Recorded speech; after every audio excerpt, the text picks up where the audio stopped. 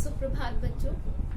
आज हम आपकी पुस्तक बसंत का तीसरा पार्ट पढ़ेंगे जिसका नाम है नादान दोस्त। नादान दोस्त एक कहानी है दो बच्चों की जिसे लिखा है मुंशी प्रेमचंद ने। मुंशी प्रेमचंद हिंदी साहित्य के बहुत बड़े लेखक हैं। इन्होंने अनेक कहानी और उपन्यास लिखे हैं। मुंशी प्रेमचंद के नाटक हमने टीवी में भी देखे हैं। आपके मम्मी पापा के टाइम में मुंशी प्रेमचंद के द्वारा लिखे गए बहुत से नाटकों का एक बहुत से उपन्यास का या कहानियों का टीवी सीरियल के रूप में भी रूपांतरण हुआ है। मुंशी प्रेमचंद के द्वारा लिखित जो एक कहानी है नादान दोस्त, ये हम पढ़ेंगे आज। इस कहानी में दो बच्चे होते हैं, दोनों ही भाई बहन होते हैं। वो भाई बहन, उनके घर है, घर के बाहर विंडो होती है, विंडो के ऊपर एक छज्जे टाइप का होता है जिसे बुक में करनिस कहा गया है। वहां पर एक कबूतर और एक कबूतरी का जोड़ा रहता है। कबूतर और कबूतरी ने अंडे दिए होते हैं, तो दोनों बच्चे उस चीज को जानने के लिए बहुत उत्सुक होते हैं कि वो अंडे कैसे दिखते हैं, उसमें से बच्चे कब आएंगे, वो बच्चे कैसे होंगे। यहाँ तक कि दोनों भाई और बहन दिन रात उन अंडों के बारे में ही सोचते रहते हैं। तो मुंशी प्रेमचंद ने इस कहानी को नाम दिया नादान दोस्त। हालांकि वो दोनों बहन और भाई उन पक्षियों से बहुत प्यार करते हैं, कबूतर और कबूतरी से। उनके अंडों को, उनके अंडों से बच्चे निकलने का उनको बहुत इंतजार है, परंतु वो है तो बच्चे ही ना। उन छोटे बच्चों ने क्या किया, अपनी जिज्ञासा को शांत करने के लिए उन्होंने उन अंडों को देखा। उन्होंने टेबल लगाए, टेबल के ऊपर चढ़कर भाई ने उन अंडों को वहां देखा कितने अंडे हैं। तो बहन ने पूछा कि भाई अंडे कैसे हैं, तो भाई बताता है कि अंडे 3 हैं। बहन ने कहा कि उन अंडों से बच्चे आए, तो भाई ने कहा अभी बच्चे नहीं आए। तो वो इतने खुश थे उन अंडों को देखकर, लेकिन दोनों बहन भाइयों को ये बात सताती थी कि अंडों को धूप लग रही होगी। ये कबूतर है, जो ये पक्षी है जिनके ये अंडे हैं, वो इनको दाना के लिए बाहर जाते हैं इतनी धूप में। तो वो दोनों बहन भाई सारी व्यवस्था वहां करनिस पे कर देते हैं। उनके लिए पानी भर के रख देते हैं, उनके लिए अन्न के दाने भर के रख देते हैं। फिर भाई को ये सूझती है कि जब भाई ने छज्जे पे चेयर लगाकर या स्टूल लगाकर उन अंडों को देखा, तो भाई ने देखा वो जो अंडे हैं वो छज्जे पे रखे हुए हैं कुछ तिनकों के ऊपर। तो भाई बहन से कहता है कि जाकर एक कपड़ा लेके आओ। बहन कपड़े लाती है, भाई उसे कपड़े बिछाता है, फिर अपने हाथ से उठाकर उन अंडों को वहां पर रख देता है और उन्हें एक डलिया या एक टोकरी से ऊपर से ढककर, ताकि उनको धूप ना लगे और नीचे उतर आते हैं। बहन इस बात पे गुस्सा हो जाती है कि भाई ने मुझे ये अंडे क्यों नहीं दिखाए। फिर अगले दिन, दूसरे दिन, जब वो बहन भाई उठते हैं सुबह, तो वो देखते हैं कि वो तीनों अंडे जमीन पे गिरे होते हैं। भाई और बहन दोनों को बहुत दुख होता है और उनकी रोने की और शोरगुल की आवाज सुन के उनकी जो माँ है वो अंदर से आ जाती है। फिर वो पूछती है तुमने ये क्या किया। तो बहन कहती है कि मैंने नहीं, भाई ने किया। भाई को डर लगता है। तो उनकी माँ कहती है कि जब पक्षियों के अंडों को कोई हाथ लगा देता है तो पक्षी दोबारा फिर उस जगह पे नहीं आते, तो उस पक्षियों ने ही जानबूझ के वो अंडे नीचे गिरा दिए। तो इस कहानी से मुंशी प्रेमचंद यही कहना चाहते हैं कि हम जानबूझकर, उन बच्चों ने किसी को दुख नहीं पहुंचाया, लेकिन नादानी में वो बच्चे उनकी हेल्प करने के बजाय उनको दुख पहुंचा गए, उन पक्षियों को। तो ये एक कहानी है जिसको बड़े मनोवैज्ञानिक तरीके से यहाँ मुंशी प्रेमचंद ने बताया है। तो मैं स्टार्ट करती हूँ आपकी बुक से ही, नादान दोस्त। पहले हम इसके जो लेखक हैं मुंशी प्रेमचंद, जो कि मैंने यहाँ लिखा हुआ है पार्ट 3 नादान दोस्त, लेखक है मुंशी प्रेमचंद। मुंशी प्रेमचंद के बारे में हम थोड़ा सा पहले जानेंगे। प्रस्तुत कहानी में मुंशी प्रेमचंद ने बचपन में उठने वाली उत्सुकता यानी एक इच्छा है ना, जिज्ञासा को बड़े मनोवैज्ञानिक ढंग से प्रस्तुत किया है। बच्चों को प्रत्येक वस्तु को जानने की जिज्ञासा होती है। जिज्ञासा को शांत करने के लिए बच्चे कभी न कभी चाहते हुए भी या न चाहते हुए भी दूसरों को दुख पहुंचा देते हैं। तो बेसिकली इस कहानी में हुआ भी यही था कि बच्चे नहीं चाहते थे कि वो अंडे जमीन पे गिरे या फूट जाए। बच्चे तो उनमें से छोटे छोटे से बच्चे चूजे निकलते हुए देखना चाहते थे, क्योंकि उनकी वो जिज्ञासा थी। जब से बच्चों ने ये देखा कि हमारे छज्जे पर पक्षियों ने अंडे दिए, तो वो उनके लिए बहुत उत्सुक थे जानने के लिए कि इनमें से बच्चे कब निकलेंगे, कब हम बच्चों को देखेंगे। परंतु नादानी वश वो ऐसा कर बैठे कि उनसे पक्षियों को दुख हुआ। पक्षियों को तो हुआ, साथ में उन दोनों बच्चों को भी बहुत दुख हुआ। तो आगे अब पाठ हम स्टार्ट करते हैं। कहते हैं ये कहानी है, कहते हैं केशव के घर कार्निस के ऊपर एक चिड़िया ने अंडे दिए। कार्निस यानी छज्जा, चिड़िया ने अंडे दिए। केशव और उसकी बहन श्यामा दोनों बड़े ध्यान से चिड़िया को वहां आते जाते देखते। सवेरे दोनों आंखें मलते कार्निस के सामने पहुंच जाते और चिड़ा और चिड़िया दोनों को वहां बैठा पाते। उनको देखने में दोनों बच्चों का न मालूम उन्हें क्या मजा आता था। दूध और जलेबी जैसी सूंघ भी वो नहीं लेते थे, यानी उनका सुबह का जो नाश्ता होता था वो दूध और जलेबी होती थी, परंतु वो उन चिड़ा और चिड़िया को देखने में इतने मग्न हो जाते थे कि वो अपने नाश्ते की भी सुध नहीं लेते थे। उनमें से बच्चे किसी तरह निकल आएंगे, बच्चों के पर कैसे होंगे, उनका घोंसला कैसा होगा, लेकिन इन सब बातों का जवाब उन्हें कोई नहीं दे पाता था, क्योंकि उनके मन में बहुत सारे सवाल जवाब होते थे कि अंडे कब फूटेंगे, कब उनमें से बच्चे आएंगे, कितने बच्चे होंगे, उनके पर कैसे होंगे। ये उनकी जिज्ञासा वाले प्रश्न थे। परंतु उनके माँ और पिता दोनों के वक्त पास ही टाइम नहीं था, क्योंकि अम्मा घर के काम धंधों में ही मशहूर रहती थी और बाबूजी जो उनके पिता थे वो पढ़ने लिखने से ही व्यस्त होते थे। श्यामा उस बच्ची का नाम था और केशव उस बच्चे का नाम था। ये दोनों भाई बहन थे। श्यामा कहती है, क्यों भैया, बच्चे निकले फुर से उड़ जाएंगे। केशव विद्वानों जैसा गर्व करता और कहता, नहीं री पगली, पहले पर निकलेंगे, बगैर पैरों के बच्चे कैसे उड़ पाएंगे। तो ये एक छोटी सी बच्ची की जिज्ञासा थी। वो अपने भाई से यही पूछती है, क्या भैया अंडों में से बच्चे निकले, क्या वो उड़ जाएंगे। तो जो केशव उसका भाई था वो बड़ा विद्वान बन के उसको उत्तर देता है कि नहीं पगली, पहले तो बच्चों के पर निकलेंगे, जब पर होंगे तभी तो बच्चे उड़ पाएंगे। श्यामा पूछती है कि बच्चों को क्या खिलाती होगी बेचारी चिड़िया। तो केशव इस पेचीदा सवाल का उसे कोई उत्तर नहीं दे सका। तो ये एक छोटे से मन की बात है जो दोनों भाई बहनों के बीच में चल रही है। इसी तरह 3-4 दिन गुजर गए। दोनों बच्चों की जिज्ञासा दिन दिन बढ़ती जाती थी। अंडों को देखने के लिए वे अधीरों उठते थे। उन्होंने अनुमान लगाया कि अब जरूर बच्चे निकल आए होंगे। बच्चों के चारों का सवाल अब उनके सामने आ खड़ा हुआ। चिड़िया बेचारी इतना दाना कहाँ से लाएगी। अब दोनों बहन भाई ये सोचते हैं कि इतने दिन हो गए, अब ये चिड़िया जो बेचारी है, जब ये बच्चे निकलेंगे तो इतना सारा जो अन्न है या दाना है उनके लिए कहाँ से लाएगी। तो ये उन दोनों बहन भाइयों के सामने एक सबसे बड़ा सवाल था। तो वो बेचारी जो बहन है वो कहती है, चिड़िया बेचारी इतना दाना कहाँ पाएगी, सारे बच्चों का वो कैसे पेट भरेगी। गरीब बच्चे होंगे, भूख के मारे चू चू करके मर जाएंगे। इस मुसीबत का अंदाजा करके दोनों बहन भाई जो थे वो घबरा गए और दोनों ने फैसला किया कि कार्निस पर थोड़ा सा हम दाना रख देंगे। श्यामा खुश होकर बोली, तब तो चिड़िया को चारा के लिए यानी दाने के लिए इधर उधर नहीं उड़ना पड़ेगा। केशव ने कहा, नहीं, अब क्यों वो जाएगी, यानी अब चिड़िया नहीं जाएगी जब हम कार्निस पे उसके लिए दाना और पानी रख देंगे। श्यामा कहती है, क्यों भैया, बच्चों को धूप न लगेगी। अब छज्जे पे क्योंकि सनलाइट पूरी आती थी, धूप पड़ती थी, तो उस बच्चे के मन में ये सवाल उठा कि भैया उन अंडों को धूप भी तो लगेगी। तो केशव का ध्यान इस तकलीफ की तरफ न गया और वह बोला, जरूर तकलीफ हो रही होगी, बेचारे प्यास के मारे बच्चे भी तड़पेंगे, ऊपर छाया भी तो करनी होगी। आखिर दोनों बहन भाइयों ने ये फैसला लिया कि घोंसले के ऊपर एक कपड़े की छत बना दी जाएगी और थोड़ा सा प्याली में पानी भर के वहाँ छज्जे पर रख दिया जाएगा। दोनों बच्चे बहुत शौक से, बड़े चाव से ये इस काम के लिए जुट गए। श्यामा माँ की आंखें बचाकर मटके से चावल निकाल लाई। केशव ने पत्थर की प्याली का तेल चुपके से जमीन पर गिरा दिया और उसे खूब करके उसमें खूब साफ करके उसमें पानी भर दिया।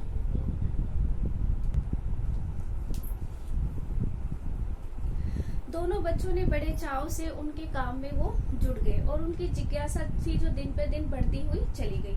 अब उन दोनों बच्चों ने क्या किया, जो बच्ची थी श्यामा, उसने चुपचाप से अपनी मटके में से चावल के दाने निकाल लाई और केशव ने, उनके घर में एक पत्थर की प्याली थी जिसमें तेल भरा रहता था, उसने चुपचाप से जमीन पर वो तेल गिरा दिया और उस प्याली को अच्छे से साफ करके उसमें पानी भर के दोनों बहन भाई ने उसे कार्निस पर रख दिया। अब चांदनी के लिए कपड़ा कहाँ से आए, फिर ऊपर बगैर छड़ियों के कपड़ा कैसे ठहरेगा और कैसे छड़ियां खड़ी हो पाएगी। अब उन दोनों बहन भाई के सामने सबसे बड़ा सवाल ये था कि जो उन अंडों को धूप लग रही थी, वो धूप से उन अंडों को कैसे बचाए। तो उसके लिए वो सोच रहे थे कि उसके लिए छज्जा मतलब छाया करने के लिए कपड़ा कहाँ से लाएंगे, और उस कपड़े के लिए जो छड़ी से चारों तरफ उस कपड़े को बांधेंगे वो हम कहाँ से लाएंगे। केशव के मन में बहुत सारी उधेड़ बुन चल रही थी, मतलब वो इसी सवालों से घिरा हुआ था। आखिरकार उसने इस मुश्किल का हल निकाल दिया। श्यामा से बोला, जाकर कूड़ा फेंकने वाली कटोरी उठा के लाओ, टोकरी उठा के लाओ। अम्मा जी को मत दिखाना। अम्मा जी यानी उसकी माँ के लिए कहते हैं कि माँ को मत बताना या मत दिखाना।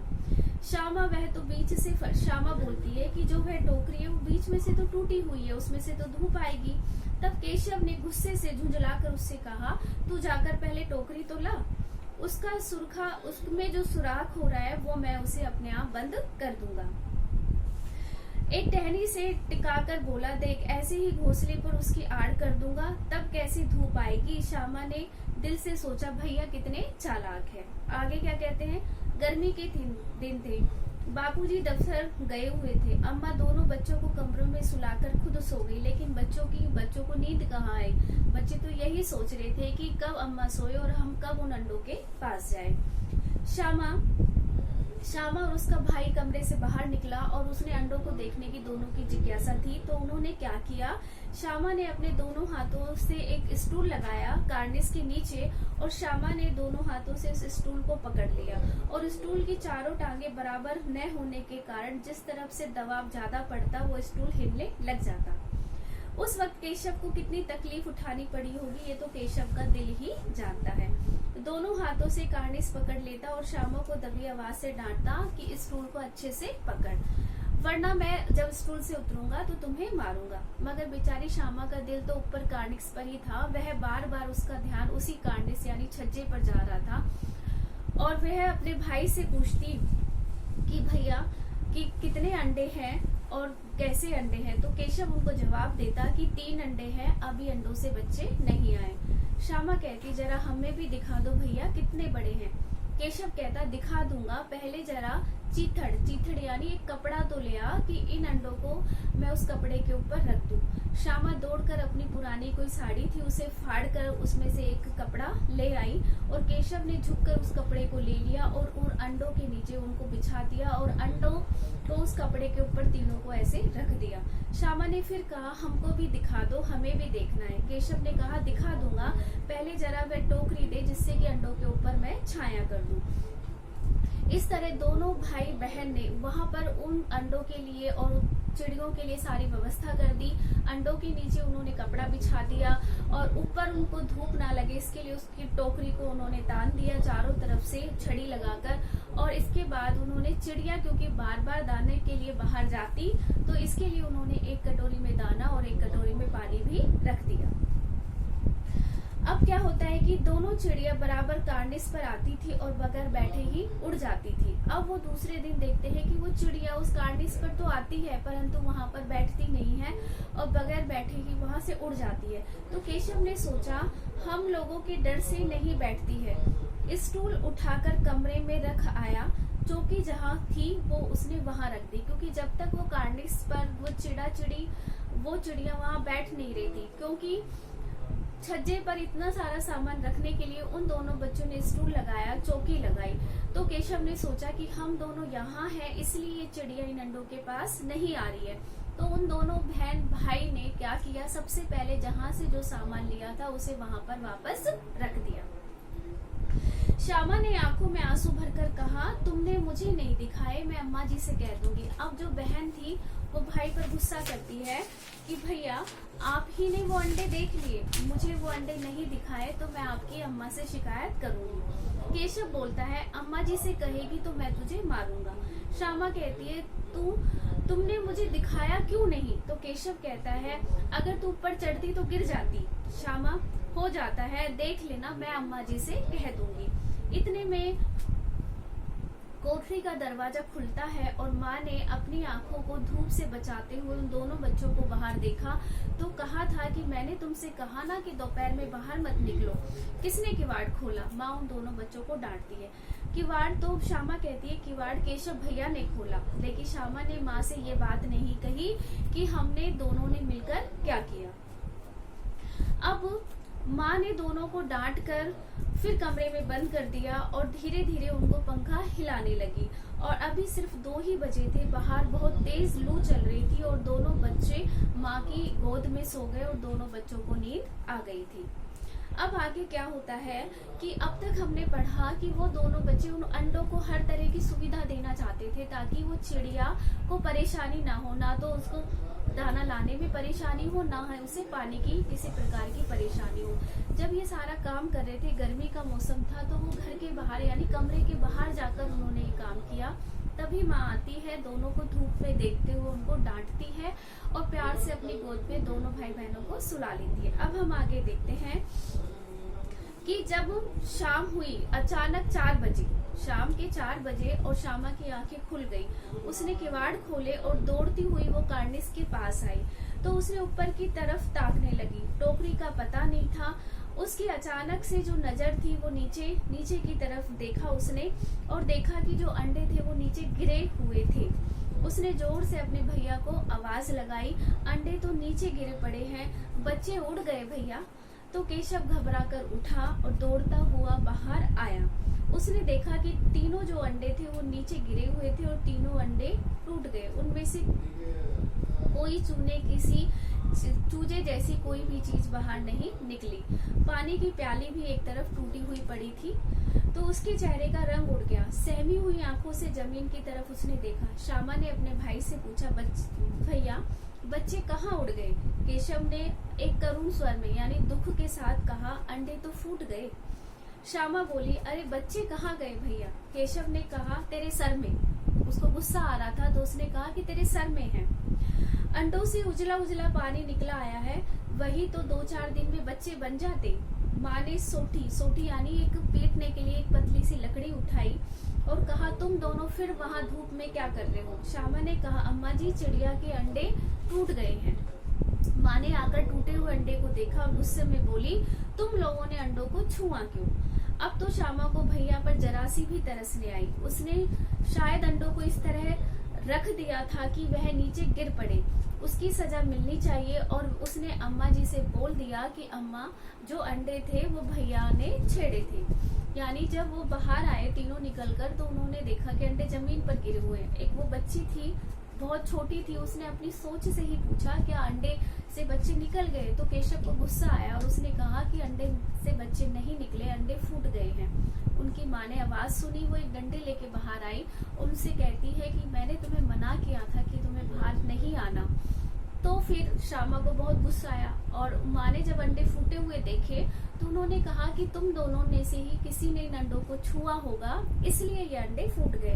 तो श्यामा के दिमाग में था कि भैया ही स्टूल लगाकर ऊपर चढ़े और भैया ने ही इन अंडों को ऐसे रख दिया होगा ताकि ये लुढ़क कर नीचे आ गए और गिरकर फूट गए। तब माँ ने केशव से पूछा, क्यों रे? केशव भीगी बिल्ली बनकर खड़ा हो गया। माँ ने कहा, तू वहाँ कैसे पहुँचा? श्यामा बोली, चौकी पर हमने स्टूल रखा और भैया तब उस पर चढ़ गया।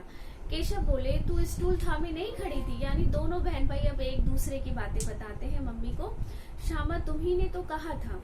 अब फिर माँ कहती है, तू इतना बड़ा हुआ, तुझे अभी इतना भी नहीं मालूम कि छूने से चिड़ियों के अंडे गंदे हो जाते हैं और चिड़िया फिर उन्हें नहीं सेती है।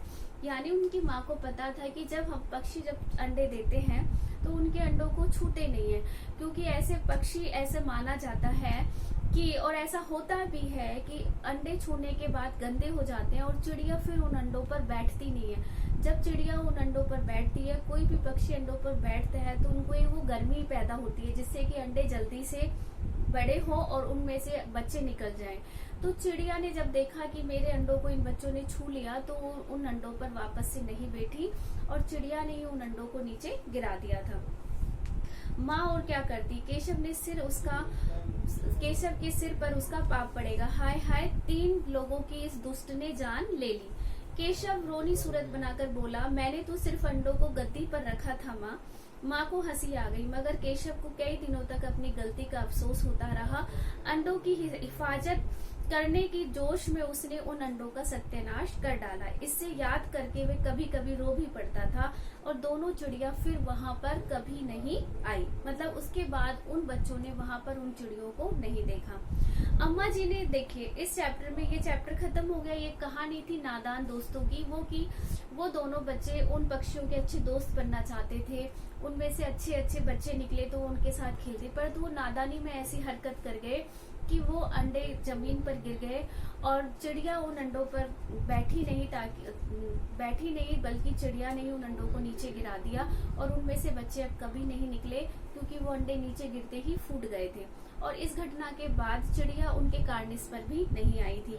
लेकिन यहाँ मुंशी प्रेमचंद जी ने एक मानव जो भोलेपन की वो है, एक मनोवैज्ञानिक ढंग से इस कहानी को दर्शाया और इसमें यही कहा कि जो बच्चों की जिज्ञासाएं होती है उनको शांत करने के लिए कभी कभी जो बच्चे न चाहते हुए भी दूसरों को क्या है दुख पहुंचा देते हैं। और इस जो कहानी थी इसमें ही बालपन की जिज्ञासाओं को मुंशी प्रेमचंद ने बड़े मनोवैज्ञानिक ढंग से यहाँ पर प्रस्तुत किया कि बच्चों के मन में कितने सारे सवाल होते हैं और उनके सवालों के जवाब वो खुद ही ढूंढ लेते हैं और खुद से ढूंढने पर वो ना चाहते हुए भी उन्होंने एक बहुत बड़ा नुकसान कर दिया था। इस कहानी के जो मुख्य पात्र थे वो दो बच्चे थे, केशव और श्यामा।